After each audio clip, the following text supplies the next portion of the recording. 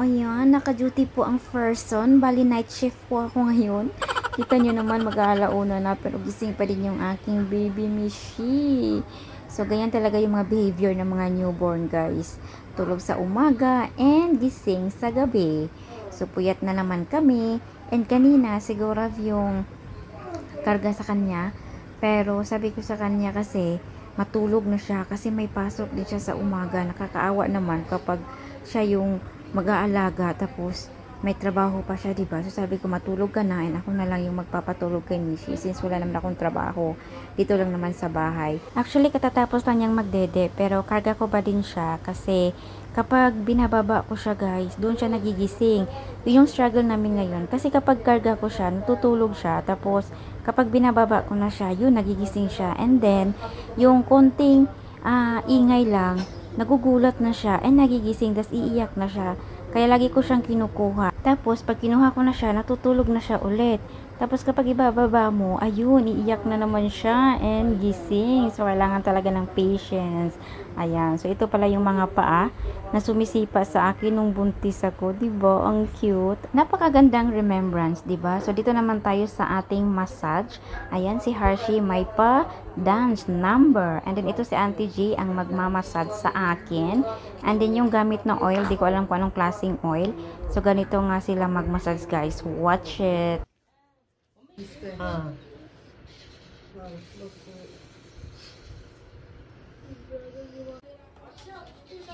हाँ और छोटे वाले की अभी नहीं हुई। हाँ हाँ यहीं पे है।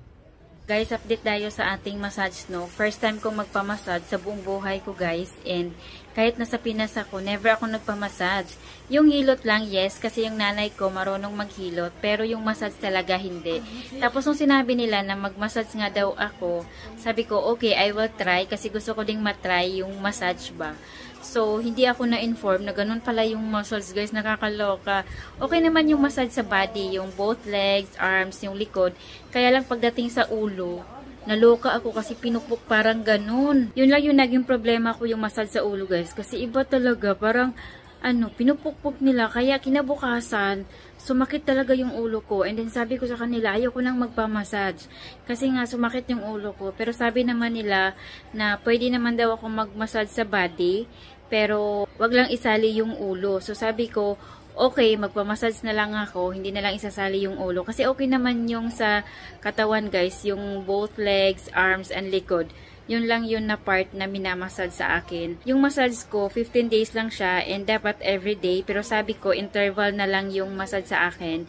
And then, tinry ding i-massage si Mishi. Kaya lang, hindi ko nagustuhan yung way nila ng pag-massage sa baby. Kaya sabi ko, stop na lang nila yung massage kay Mishi. Si Mami na lang yung magmamassage. So, yun yung update natin sa ating massage, guys. Nakakaloka. Kayo ba?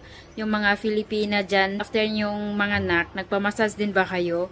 Share nga kayo na experience nyo sa massage, guys. Kung pareho ba tayo na experience. Kung ganun din ba yung ginawa sa inyo, yung pinupukpok yung ulo. So, yun yung update natin sa ating massage. And then, doon naman sa ating pagpupuyat, nakita nyo na kung anong oras natutulog yung mga newborn. So, salot sa mga first time mom and sa mga mommy dyan na lumalaban sa puyatan. Diba? Nakakaloka. Pero, so ayun, for our baby, of course, kakayanin natin lahat. Kasi, of course, mahal na mahal natin yung ating mga babies. They are precious. So, yun. Nagpapadidi pala ako ni Mishi, guys. So, hindi ko na lang ipapakita. And then, feeling ko na mamayat talaga ako, guys. Kasi, aside sa breastfeeding, puyat is real din, diba? So, babawi tayo sa mga susunod na mga pagkakataon.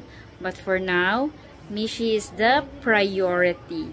So, that's it for today's video. Our update sa first time mom. And, yun. Thank you so much for watching.